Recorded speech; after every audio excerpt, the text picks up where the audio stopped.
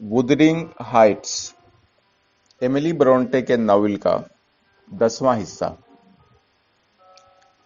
Isabel اور ہیتھ کلف کو بھاگے ہوئے 2 ماہ ہو گئے۔ کیتھی اس دوران شدید بیمار رہی۔ کیا کسی نرس نے کبھی کسی مریض کی دیکھ بھال کی ہوگی جو ایڈگر نے کیتھی کی؟ اس نے کیتھی کی صحت یابی کے لیے دن رات ایک کر دیا، اور گو کہ ڈاکٹر کینتھ نے اسے اشاروں میں سمجھا دیا تھا کہ اس کی خدمت سے جو کچھ باقی بچا ہے وہ محض ایک ڈھانچہ ہے جو ساری عمر اس کے لیے پریشانی کا باعث بنا رہے گا۔ پھر بھی جس دن ڈاکٹر نے کیتھی کی صحت کو خطرے سے باہر قرار دیا، ایڈگر کی خوشی کا کوئی ٹھکانہ نہ تھا، اور وہ اس کی صحت کی بحالی میں مزید محتاط ہو گیا۔ اسے امید تھی کہ کیتھرین کا دماغی توازن بھی جلد ہی ٹھیک ہو جائے گا۔ یہ آغاز بہار کی بات ہے، جب کیتھی طویل بیماری کے بعد اپنے کمرے سے نکلی۔ اس دن الگ صبح ایڈگر نے کیتھی کے تکیے پر گیندے کے پھولوں کا گلدستہ رکھ دیا تھا۔ اس کی آنکھیں جو مدتوں سے ایسے خوبصورت چیزیں دیکھنے کو ترس گئی تھیں، انہیں دیکھتے ہی خوشی سے کھل اٹھیں، اور وہ ایڈگر سے بولی، وودرنگ ہائٹس میں سب سے پہلے یہی پھول اگتے ہیں۔ یہ مجھے نیم گرم ہواؤں، چمکیلی اور گرم دھوپ اور پگھلی ہوئی برف کی یاد دلاتے ہیں۔ ایڈگر، کیا جنوبی ہوائیں ابھی نہیں چلیں؟ کیا برفیں نہیں پگھلیں؟ ایڈگر بولا، برفیں کب کی پگھل چکی، وہ دیکھو دور دور تک برف کا نشان نہیں۔ آسمان کتنا صاف ہے، بلبلیں چہک رہی ہیں، ندی نالے خوب بھر کر چل رہے ہیں۔ کیتھرین، پچھلے سال موسم بہار کے انہی دنوں میں میری شدید خواہش تھی کہ تمہیں اس گھر میں دیکھوں۔ اب میری یہ خواہش ہے کہ تمہیں ایک بار ان اونچی صحت افزا پہاڑیوں پہ لے جاؤں، وہاں تمہاری صحت جلد بحال ہو جائے گی۔ کیتھی بولی، ضرور، میں ان اونچی پہاڑیوں پہ جاؤں گی، لیکن آخری بار۔ پھر تم واپس آ جاؤ گے اور میں ہمیشہ وہاں رہوں گی۔ اگلی بہار میں تم پھر خواہش کرو گے کہ مجھے اس گھر میں دیکھو، اور آج کے دن کو بڑی حسرت سے یاد کیا کرو گے کہ میں اور تم اس چھت کے نیچے اکٹھے بیٹھے تھے۔ ایڈگر نے اس کے گلے میں باہر ڈال کر اسے نہایت پیار سے چوما، اور اپنی طرف سے پوری کوشش کی کہ اسے خوش کرے، لیکن اس نے پھولوں کا گلدستہ ایک طرف رکھ دیا، اور آنسو بے اختیار اس کی گالوں پر بہہ نکلے۔ ہمیں پتا تھا کہ اس کی صحت پہلے سے بہتر ہے، چنانچہ ہم نے سوچا کہ کئی ماہ تک ایک ہی کمرے میں لیٹے رہنے سے اس کی طبیعت پر نفسیاتی اثر بھی ہے، کیوں نہ اب جگہ تبدیل کر دیں تاکہ اس تبدیلی کا کیتھی کی طبیعت پر بھی اچھا اثر پڑے۔ چنانچہ ایڈگر نے مجھے حکم دیا کہ کئی ماہ سے سونی سونی پڑی بیٹھک کو آراستہ کروں اور کھڑکی کے پاس دھوپ میں ایک آرام کرسی ڈال دوں۔ پھر وہ اسے بازوؤں کا سہارا دے کر نیچے لایا، اور وہ بڑی دیر تک دھوپ میں بیٹھی رہی۔ جیسا کہ امید تھی، ارد گرد کے نئے ماحول اور تازہ ہوا نے اس پر اچھا اثر کیا، اور اس کی طبیعت سنبھل گئی۔ شام تک وہ کافی تھک گئی۔ ہم نے بہتیری کوشش کر دیکھی، لیکن اس نے واپس اپنے کمرے میں جانے سے انکار کر دیا۔ بیٹھک میں سو جانا تو مناسب نہ تھا، لیکن کوئی اور کمرہ تیار کرنے تک ہم نے کیتھی کو بیٹھک ہی میں صوفے پر لٹا دیا، اور پھر سیڑھیوں پر اترنے چڑھنے کی مصیبت سے بچنے کے لیے ہم نے اس کمرے میں اس صوفے کو، جس پر اس وقت آپ بیٹھے ہیں، کیتھی کی چارپائی بنا ڈالا، اور کیتھی ایڈگر کے بازو کے سہارے آ کر آرام و سکون سے لیٹ گئی۔ آہ بیچاری کیتھی! مجھے خود بھی پوری امید تھی کہ وہ اس بیماری کے حملے سے بچ نکلے گی۔ ہماری اس خواہش کی ایک اور وجہ تھی۔ کیتھی امید سے تھی، اور ہم اس مبارک ساعت کا انتظار کر رہے تھے جب وہ ایڈگر کی لمبی چوڑی جاگیرداری اور زمینداری کے وارث کو جنم دے گی، اور یوں یہ تمام جائیداد ایک اجنبی کے ہاتھ لگنے سے بچ جائے گی۔ گھر سے بھاگنے کے 6 ہفتے بعد ایزابیل نے اپنے بھائی کو ایک روقہ بھیجا، جس میں ہیتھ کلف سے اپنی شادی کا مژدہ سنایا۔ یہ بڑا خشک سا خط تھا، لیکن حاشیے میں پنسل سے لکھی گئی چند سطروں میں معافی مانگی تھی، اور یہ التجا کی تھی کہ اگر اس کے اس اقدام سے ایڈگر کا دل دکھا ہو تو وہ بہت نادم ہے، کیونکہ جس وقت یہ قدم اٹھایا گیا وہ دل کے ہاتھوں مجبور تھی اور اب اسے لوٹانا اس کے اختیار میں نہ تھا۔ میرا خیال ہے ایڈگر نے اس رقعے کا جواب نہیں دیا ہوگا، کیونکہ 2 ہفتوں کے بعد مجھے ایزابیل کی طرف سے ایک خط ملا، جو ایک ایسی لڑکی کا خط ہرگز دکھائی نہ دیتا تھا جو حال ہی میں دلہن بنی ہو اور جس کی مہندی اور پھولوں کی باس بھی ابھی پھیکی نہ پڑی ہو۔ وہ خط میں نے سنبھال کر رکھا۔ مسٹر لاک ووڈ، میں ابھی آپ کو پڑھ کر سناتی ہوں۔ جو لوگ اس دنیا میں نہ رہے ہوں ان کی تحریر پڑھ کر یوں لگتا ہے جیسے وہ ہمارے سامنے چل پھر رہے ہوں، ہے نا؟ یہ ہے وہ خط، میں پڑھتی ہوں، آپ غور سے سنیے۔ عزیزی نیلی، آداب عرض۔ گزشتہ شب میں وودرنگ ہائٹس پہنچی تو مجھے کیتھی بھابھی کی شدید بیماری کا پتہ چلا۔ میں جو حماقت کر کے آئی تھی اس کے پیش نظر کیتھی کو خط لکھنے کا تو مجھ میں حوصلہ نہیں۔ ایڈگر بھیا بھی شاید ناراض نظر آتے ہیں کیونکہ انہوں نے میرے روقے کا کوئی جواب نہیں دیا۔ میں کچھ کہوں تو کس سے کہوں، لکھوں تو کس کو لکھوں، سوائے تمہاری ذات کے اپنے جلے دل کے پھپھولے، اور کس کے آگے پھوڑوں؟ بھیا کو بتانا کہ ان کی ایک جھلک دیکھنے کے لیے میں اپنا سب کچھ چھوڑنے کو تیار ہوں۔ گرینج چھوڑنے کے 24 گھنٹے کے اندر اندر مجھے احساس ہو گیا کہ میں ناشکری اور کرم و ماری تو جنت سے بھاگ آئی ہوں۔ بھیا اور بھابھی خدا جانے مجھے کتنی بری سمجھتے ہوں گے، لیکن میرا دل اچھل کے حلق میں آ جاتا ہے جب میں گرینج سے دوری کا خیال کرتی ہوں۔ نیلی، میں تم سے 2 باتیں پوچھنا چاہتی ہوں۔ اول یہ کہ جب تم یہاں رہتی تھیں تو تم نے ان سنگ دل لوگوں کی ہمدردیاں کیسے حاصل کی تھی جنہیں خدا نے دوزخ سے اٹھا کر وودرنگ ہائٹس میں پھینک دیا ہے؟ ان میں کوئی انسانیت نہیں، یہ جذبات سے عاری گوشت پوشت کی مشینیں ہیں جنہیں کسی کی تکلیف کا کوئی احساس نہیں، کسی کے دکھ کا کوئی غم نہیں۔ دوسری بات جو میں تم سے پوچھنے کے لیے بے چین ہوں یہ ہے کہ کیا ہیتھ کلف انسان ہے؟ کیا وہ پاگل تو نہیں؟ اور اگر پاگل بھی نہیں تو کیا اس کے رگ و ریشے میں شیطان تو سرایت نہیں کر گیا؟ اس کے جسم میں خون کی بجائے آسیب تو بھاگ دوڑ نہیں رہے؟ یہ میں کیا کر بیٹھی ہوں؟ خدا کے لیے کچھ وقت نکال کے ادھر آؤ اور مجھے زبانی بتاؤ کہ یہ مخلوق جس سے میں نے شادی کی ہے آخر ہے کیا؟ خط مت لکھنا بلکہ خود آنا، اور للہ ایڈگر بھیا کی طرف سے کوئی پیغام ضرور لانا۔ اب میں بیان کرتی ہوں کہ یہاں وودرنگ ہائٹس میں میرا کیسا استقبال ہوا۔ اب تو یہ حال ہے کہ میں آرام و سکون، مسرت و راحت جیسے الفاظ کے معنی بھی بھول چکی ہوں۔ اپنی محرومیوں کا خیال کر کے اب میں روتی نہیں کہ رونے سے عمر بھر کا یہ جنجال تو نہ کٹے گا جو میں نے اپنی مرضی سے اپنے گلے میں ڈالا ہے۔ خدا کی قسم نیلی، میں خوشی سے پھولی نہ سماؤں گی اگر مجھے یقین ہو جائے کہ جس کرب سے میں گزر رہی ہوں وہ اپنی انتہا پر ہے، بس آسمان کا ٹوٹ پڑنا باقی ہے یا زمین کا پھٹ جانا کہ میں اس میں غرق ہو جاؤں۔ جب ہم گرین سے نکلے تو سورج ڈوب رہا تھا، میرے نصیبوں کی طرح۔ وودرنگ ہائٹس کے نیچے تو اندھیرا ہو چکا تھا۔ تمہارا پرانا بوڑھا ملازم جوزف موم بتی لیے باہر نکلا۔ کمبخت نے پہلا کام یہ کیا کہ موم بتی کی لو میرے چہرے کے نزدیک لا کر نہایت تیز اور ٹیڑھی ترچھی گھورتی نظروں سے مجھے یوں دیکھا کہ میں تڑپ کر رہ گئی جیسے میں کوئی نمائشی چیز ہوں۔ پھر وہ مڑا اور دونوں گھوڑوں کو استبل میں لے گیا۔ واپس آیا تو ہیتھ کلف اسے ایک طرف لے جا کر باتیں کرنے لگا اور میں باورچی خانے میں داخل ہو گئی۔ نیلی، جب تم یہاں کی کرتا دھرتا تھی تو یہ جگہ اچھی ہوگی، لیکن اتنا گندا میلا کچیلا بدبودار باورچی خانہ میں نے اس سے پہلے کب دیکھا تھا بھلا؟ چولہے کے پاس ایک نہایت اجڑ اور گنوار قسم کا بچہ کھڑا ہوا تھا، چوڑا چکلا جسم لیکن انتہائی بھدے اور گندے کپڑوں میں ملبوس۔ آنکھوں اور چہرے مہرے میں کیتھی بھابھی کی جھلک دیکھ کر میں سمجھ گئی کہ یہ بچہ کون ہو سکتا ہے۔ یقیناً کیتھی کا بھتیجا تھا، اور اب ایک لحاظ سے میرا بھی۔ میں نے اس خیال سے کہ آغاز ہی سے تعلقات اچھے ہوں اس کی بھری بھری گول کلائی کو چھوتے ہوئے کہا، کہو کیسے ہو ڈیئر؟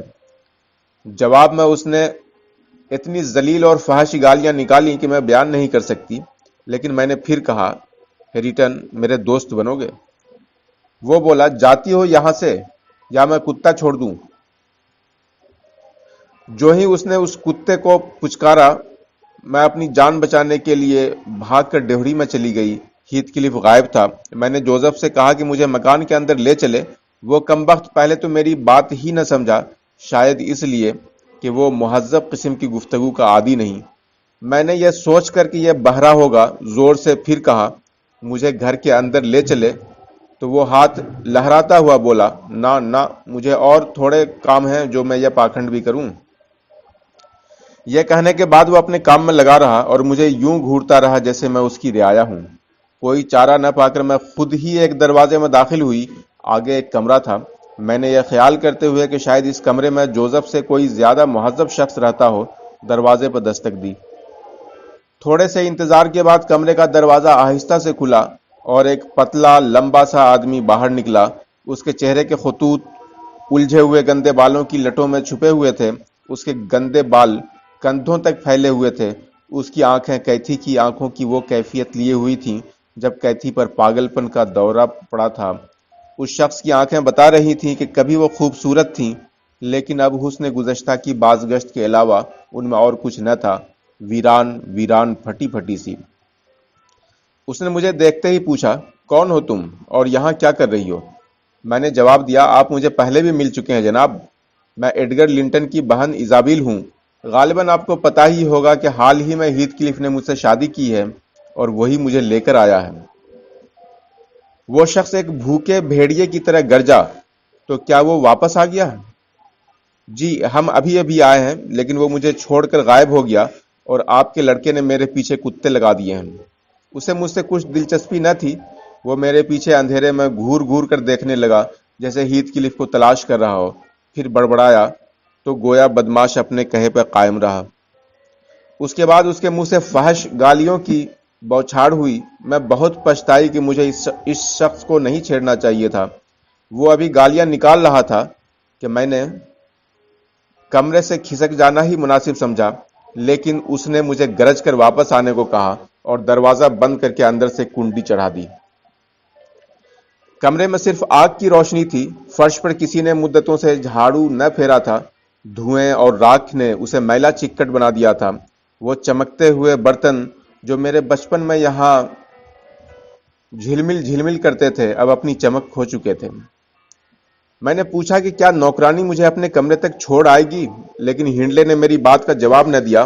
وہ بالکل بھول چکا تھا کہ کمرے میں اس کے علاوہ بھی کوئی ہے۔ وہ جیبوں میں ہاتھ ڈالے ادھر سے ادھر اور ادھر سے ادھر گھوم رہا تھا۔ مجھے وہ اتنا آدم بیزار نظر آیا کہ میں نے دوبارہ اس سے کچھ کہنا بیکار سمجھا۔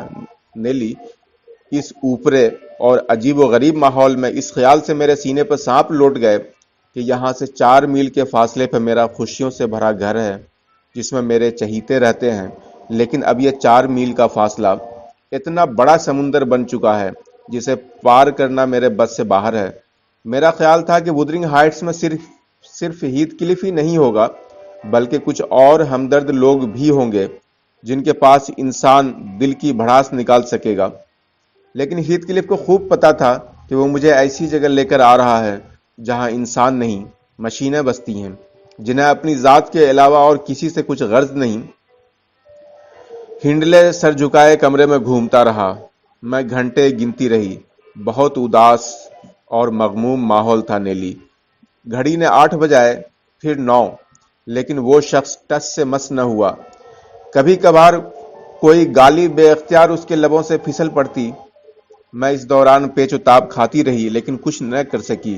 مجھے کچھ یاد نہیں میں کتنی اونچی آواز میں روتی سسکتی رہی کہ اچانک ہنڈلے رکا اور میری طرف یوں دیکھنے لگا جیسے اس سے پہلے اسے میری موجودگی کا علم ہی نہ تھا۔ اسے اپنی طرف متوجہ پا کر میں نے کہا، میں بہت تھک گئی ہوں، سخت نیند آ رہی ہے۔ براہ مہربانی نوکرانی کو بلا کر کہیے کہ مجھے میرے سونے کے کمرے میں چھوڑ آئے۔ یہاں نوکر ووکر کوئی نہیں، اپنا بندوبست خود ہی کرو، وہ بولا۔ میں نے سسکیاں بھرتے ہوئے کہا، کہاں سوؤں میں، میرا جسم ٹوٹ رہا ہے، مجھ سے بیٹھا نہیں جاتا۔ وہ بولا، ساتھ والے کمرے میں جوزف ہے، اسے کہو وہ تمہیں ہیتھ کلف کے کمرے میں چھوڑ آئے گا، جاؤ۔ میں ساتھ والے کمرے کی طرف بڑھی تو اس نے مجھے پھر روک لیا اور نہایت عجیب لہجے میں کہنے لگا، دروازے کو اندر سے بند کر کے تالا لگانا مت بھولنا، سمجھی؟ میں نے کہا لیکن کیوں مسٹر ہنڈلے؟ اپنے خاوند کے کمرے کو مجھے اندر سے تالا لگانے کی کیا ضرورت ہے بھلا؟ اس نے اپنے گون کی جیب سے ایک پستول نکالا. عجیب ساخت تھی اس کی. 2 نالیاں اور ایک تیز دھار خنجر دونوں نالیوں کے درمیان فٹ تھا. ہنڈلے پستول میری طرف بڑھا کر بولا، یہ دیکھو، یہ دیکھ رہی ہو نا؟ یہ وہ چیز ہے جو ایک دل شکستہ اور دل گرفتہ انسان کو بھڑکانے کے لیے کافی ہے. اس چمکتی ہوئی چیز کے ساتھ میرے قدم روزانہ رات کو بے اختیار اس کے کمرے کی طرف اٹھ جاتے ہیں. جس رات مجھے اس کا دروازہ کھلا مل گیا، بس سمجھ لو کہ اس کا کام تمام ہوا. تم اس شیطان کو بچانے کی جتنی کوشش چاہو کر دیکھو، لیکن میں اسے چھوڑوں گا نہیں. میں نے ایک چھچلتی ہوئی نظر اس ہتھیار پر ڈالی. پھر جانے کیوں ایک گھنونا خیال میرے دل میں آیا کہ اگر یہ ہتھیار میرے قبضے میں ہو تو میں کتنی طاقتور ہو جاؤں. میں نے پستول اس کے ہاتھ سے لے کر خنجر کی دھار پر انگلی پھیری. اس دوران میرے چہرے کا اثر دیکھ کر وہ حیران سا ہوا اور جلدی سے پستول میرے ہاتھ سے چھین کر واپس گون میں ڈال لیا اور بولا، چاہو تو اسے بتا دینا، بلکہ چاہو تو اس کی حفاظت بھی کر دیکھنا. میں نے کہا، ہیتھ کلف نے آپ کا کیا بگاڑا ہے؟ اگر آپ اس سے اتنی ہی نفرت کرتے ہیں تو یہاں سے نکال کیوں نہیں دیتے؟ ہنڈلے پورے زور سے گرجا، دیکھے تو صحیح ذرا کوشش کر کے. ارے اس کی تو لاش یہاں سے نکلے گی. کیا خوب کہا، نکال کیوں نہیں دیتے؟ بدلہ لیے بغیر نکال دوں؟ جو کچھ اس کے ہاتھوں کھو بیٹھا ہوں اسے واپس لیے بغیر جانے دوں؟ تم سمجھتی ہو میرا لڑکا ہیریٹن بھک منگا ہو کر زندہ رہے گا؟ وہ ہیتھ کلف کا دست نگر ہوگا؟ نہیں نہیں، میں ہر چھینی ہوئی چیز واپس چھینوں گا. دولت، سونا، جائیداد، سب کچھ واپس لے کر اس کے خون کا آخری قطرہ تک چوس جاؤں گا. اس کی روح دوزخ میں بھٹکی پھرے گی، کیونکہ اس کے وہاں جانے سے جہنم کی تاریکیاں تاریک تر ہو جائیں گی. نیلی، تم نے مجھے اپنے پرانے آقا کی عادات و اعتبار کے متعلق کافی کچھ بتایا تھا، لیکن رات جو حال میں نے اس کا دیکھا اس سے میں لرز اٹھی. توبہ استغفار! وہ وحشت اور دیوانگی کی تمام حدیں پھلانگ گیا تھا. اس سے تو ان بدتمیز نوکروں کی صحبت بہتر تھی جن پر میں ناک بھوں چڑھا رہی تھی. اس نے پھر اسی طرح کمرے میں گھومنا شروع کر دیا اور میں موقع غنیمت جانتے ہوئے دبے پاؤں باورچی خانے میں چلی گئی، جہاں جوزف چولہے پر رکھے ایک بڑے برتن پر جھکا ہوا تھا اور پاس ہی میز پر دلیے کا ڈھیر پڑا ہوا تھا. برتن میں پانی کھولنے لگا تو جوزف نے اپنے گندے ہاتھ دلیے کی طرف بڑھائے. میں نے اندازہ لگایا یہ ہم سب کے لیے رات کا کھانا پک رہا ہے. میں بھوکی ہونے کے باوجود اتنی گندی خوراک نہ کھا سکتی تھی. چنانچہ میں جوزف کو روکتے ہوئے چلائی، ٹھہرو، میں خود دلیا تیار کروں گی. ہنڈلے نے مجھے اپنا بندوبست خود کرنے کو کہا ہے. یہ کہہ کر میں نے جوزف کو ایک طرف ہٹایا تو وہ بولا، کیا پاکھنڈ ہے یہ؟ دو نے شدھ سے شدھ. میں 2 مالکوں کے احکامات ماننے کا بمشکل عادی ہوا تھا، اب اوپر سے تم آرڈر دینے کے لیے نازل ہو گئیں. میں نے کبھی اس جگہ کو چھوڑنے کا خیال تک نہ کیا تھا، لیکن اب تو یہاں رہنا دوبھر ہو رہا ہے. میرا خیال ہے مجھے عنقریب یہ جگہ چھوڑنی پڑے گی. عجب پاکھنڈ ہے یہ. میں نے اس کی ان باتوں کا کوئی نوٹس نہ لیا اور دلیا پکانے کا کام سنبھال لیا. میں کھانا پکانے کی اتنی ماہر تو ہوں نہیں، چنانچہ جو ہی میں نے دلیے کی پہلی مٹھی ابلتے ہوئے دودھ میں ڈالی تو وہ بڑبڑایا، یا خدا، یہ دلیے کے لوتھڑے بھلا کون کھائے گا؟ دوسری مٹھی ڈالی تو بولا، میں تو اپنی پلیٹ اٹھا کر باہر پھینک دوں گا، بھلا یہ کوئی کھانے کی چیز بن رہی ہے؟ تیسری مٹھی پہ بولا، اللہ ہی رحم کرے، آج بھوکے ہی سونا پڑے گا.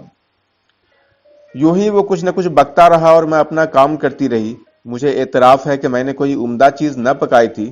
بہرحال جیسی تیسی پلیٹوں میں ڈال کر ان کو دی. ہیریٹن ہر لقمے کے ساتھ دودھ کا مگ منہ کو لگا لیتا. کچھ دودھ اس کے منہ سے نکل کر گردن سے ہوتا ہوا اس کے پیٹ تک پہنچتا، کچھ ویسے ہی زمین پر گر جاتا. اس کے منہ سے رالیں ٹپک رہی تھیں. مجھ سے اس ماحول میں کچھ کھانا ناممکن تھا. چنانچہ میں نے ناک چڑھاتے ہوئے کہا کہ میں اس کمرے میں کھانا نہ کھا سکوں گی. مجھے راستہ بتاؤ، میں اوپر کسی کمرے میں چلی جاتی ہوں. جوزف بادل نخواستہ میرے ساتھ اوپر گیا. ایک دروازے کو زور سے پیچھے ڈھکیلتے ہوئے بولا، ایک کمرہ تو یہ ہے. دلیا کھانے کے لیے تو بہرحال اچھا ہے. وہ گندم کی ایک بوری پڑی ہے نا، بس اس پر بیٹھ جاؤ، اور اگر کپڑے خراب ہو جانے کا ڈر ہو تو اپنا رومال نیچے بچھا لو. یہ کمرہ اناج سے بھرا ہوا تھا. سڑی بسی گندم چاولوں کی ملی جلی بدبو سے میرا دماغ پھٹا جا رہا تھا. میں نے ناراض ہوتے ہوئے کہا, بڈھے یہ کوئی کمرہ ہے؟ یہ تو اسٹور ہے. مجھے میرا بیڈ روم دکھاؤ, سمجھے, سونے کا کمرہ. اس نے زوردار قہقہہ لگا کر کہا, سونے کا کمرہ؟ ارے وہ یہاں نہیں ہوتا. یہاں سوتا ہی کون ہے؟ کسی کی نیند غم عشق نے اڑا لی تو کسی کی جوئے اور شراب نے, کسی کی نیند یتیمی نے چھین لی تو کسی کی بڑھاپے نے. ویسے یہ سارے کمرے جو تمہیں نظر آ رہے ہیں ہمارے لیے بیڈ روم ہی ہیں. جہاں پڑے سو گئے, تم جہاں چاہو اپنا پاکھنڈ رچا لو. میں اس کا فلسفہ سمجھنے کے موڈ میں نہ تھی اور چلا کر بولی, تو ہیتھ کلف ان میں سے کس کمرے میں رہتا ہے؟ اس کے لیے گویا یہ انکشاف تھا. وہ بولا, اچھا تو تم ہیتھ کلف کا کمرہ پوچھ رہی ہو. اتنی دیر سے جو جھک مار رہی ہو تو پہلے کیوں نہ بتا دیا پاکھنڈی لڑکی؟ میں تمہیں اسی وقت بتا دیتا کہ وہ ہمیشہ اپنے کمرے کو تالا لگا کر رکھتا ہے. میں اب تنگ آ چکی تھی, جھلا کر بولی, بہت عمدہ مکان ہے تمہارا جوزف, اور مکین تو عمدہ تر ہیں. میں کوستی ہوں اس منحوس گھڑی کو جب دنیا بھر کا پاگل پن میرے دماغ میں گھس آیا تھا اور میں نے اس قسم کے لوگوں سے ناتا جوڑا. بہرحال یہاں اور بھی تو کمرے ہیں. خدا کے لیے مجھے جلد کوئی جگہ دکھاؤ جہاں میں لیٹ کر مر رہوں. اس کمبخت نے میرے کہے کی کوئی پرواہ نہ کی اور آہستہ آہستہ اکڑ کر چلتا ہوا نیچے اتر گیا. میں بھی پیچھے پیچھے چل دی. وہ ایک ایسے کمرے میں آگے رکا جس کا فرنیچر مقابلتاً بہتر نظر آتا تھا. فرش پہ قالین بچھا تھا لیکن گرد نے تمام نقش و نگار بگاڑ دیے تھے. دیواروں پر پھولدار کاغذ چسپاں تھا لیکن عدم توجہی کی وجہ سے مختلف جگہوں سے اکھڑ گیا تھا. کھڑکیوں دروازوں پر قیمتی کپڑوں کے پردے لٹک رہے تھے لیکن پردوں کے چھلے لوہے کی جس سلاخ میں پروئے گئے تھے وہ ٹیڑھی ہو کر ایک طرف سے گر گئی تھی اور یوں پردے فرش پر گرد کو چھو رہے تھے. میں اس کمرے میں داخل ہونے کا سوچ ہی رہی تھی کہ بڈھے کھسٹ نے مجھے پکار کر چونکا دیا, یہ مالک کا کمرہ ہے. دلیا ٹھنڈا ہو چکا تھا, میری بھوک اڑ چکی تھی اور اب پیمانے صبر بھی لبریز ہوا چاہتا تھا. میں نے اصرار کیا, مجھے فوراً لیٹنے کی جگہ مہیا کی جائے. بڈھا بولا, یا خدایا کیا مصیبت آ پڑی ہے, تم لڑکی ہو یا آفت؟ سوائے ہیریٹن کے کمرے کے اور کوئی جگہ اس گھر میں نہیں جو میں نے تمہیں نہیں دکھائی. اب ختم بھی کرو یہ پاکھنڈ. میں نے دل برداشتہ ہو کر کھانے کی ٹرے زمین پر دے ماری اور بالائی سیڑھیوں پر بیٹھ کر منہ ہاتھوں میں چھپا کر رونے لگی. شاباش ہے بھائی تمہارے, جوزف بولا. اب مالک ادھر آئے گا تو ان کے ٹوٹے ہوئے برتنوں پر لڑکھڑاتا پھرے گا. کیا مصیبت ہے؟ شرارت تمہاری اور گالیاں ہمیں پڑیں گی. تمہیں تو توپ کے آگے باندھ کر اڑا دینا چاہیے. میں پوچھتا ہوں تمہاری یہ ادائیں, یہ نخرے, یہ سارا پاکھنڈ ہیتھ کلف کیوں کر برداشت کرے گا؟ اللہ ہی حافظ ہے تمہارا. یہ کہہ کر وہ کمبخت نیچے اپنے کمرے میں چلا گیا اور موم بتی بھی ساتھ ہی لے گیا. تاریکی, بھوک, نیند, پریشانی سب نے مجھے بیک وقت آ گھیرا. ایسے میں ایک غیر متوقع ساتھی ادھر آ نکلا. یہ ہیریٹن کا وہی کتا تھا جسے وہ میرے پیچھے ڈال رہا تھا. میں نے اسے پہچان لیا. یہ تو ہمارے گرینج والے کتے اسکلر کا بیٹا تھا جو میرے ابا نے ہنڈلے کو تحفے کے طور پر دیا تھا. اس نے بھی مجھے پہچان لیا اور اپنی تھوتنی میری ناک پر رگڑنے لگا. پھر وہ دلیا چاٹنے لگا اور میں اندھیرے میں ٹٹول کر ٹوٹے ہوئے برتن اکٹھے کرنے لگی. ابھی یہ کام ختم نہ ہوا تھا کہ ہنڈلے کے قدموں کی چاپ سنائی دی. میں ایک دم اس کے راستے سے ہٹ گئی اور وہ اپنے کمرے میں چلا گیا. اس کے فوراً بعد جوزف ہیریٹن کو لٹانے آیا تو میں بھی ہیریٹن کے کمرے میں داخل ہو کر ایک کرسی پر بیٹھ گئی اور فوراً ہی میری آنکھ لگ گئی. لیکن میں زیادہ دیر سو نہ سکی. ہیتھ کلف نے مجھے جگا دیا. وہ ابھی آیا تھا اور آتے ہی مجھ سے پوچھنے لگا کہ میں یہاں کیا کر رہی ہوں. جب میں نے اسے بتایا کہ ہمارے کمرے کی چابی تو وہ ساتھ ہی لے گیا تھا تو جیسے اسے جھٹکا سا لگا. کمرے کے ساتھ ہمارے کا لفظ اسے پسند نہ آیا تھا. پھر جو اس نے مجھے ڈانٹ ڈپٹ کی وہ لفظوں میں بیان کرنے کے قابل نہیں. وہ لومڑی کی طرح چالاک ہے اور خدا جانے کیوں میرے اندر جان بوجھ کر نفرت کی آگ بھڑکا رہا ہے. اس نے مجھے کیتھی بھابھی کی بیماری کا بتایا اور ایڈگر کو اس کی وجہ قرار دیتے ہوئے قسم کھائی کہ جب تک بھیا اس کے ہتھے نہ چڑھ جائیں وہ مجھے مشق ستم بنائے رکھے گا. نیلی, میں اس سے نفرت کرتی ہوں اس پر تھوکتی ہوں، میں تباہ ہو گئی ہوں، میرے جیسی بے وقوف شاید ہی کبھی دنیا میں پیدا ہو۔ خدا کے لیے ان باتوں کا ذکر گرینج میں کسی سے نہ کرنا۔ میں روزانہ تمہاری راہ دیکھوں گی، میرا دل مت توڑنا۔ تمہاری بدنصیب ایزابل۔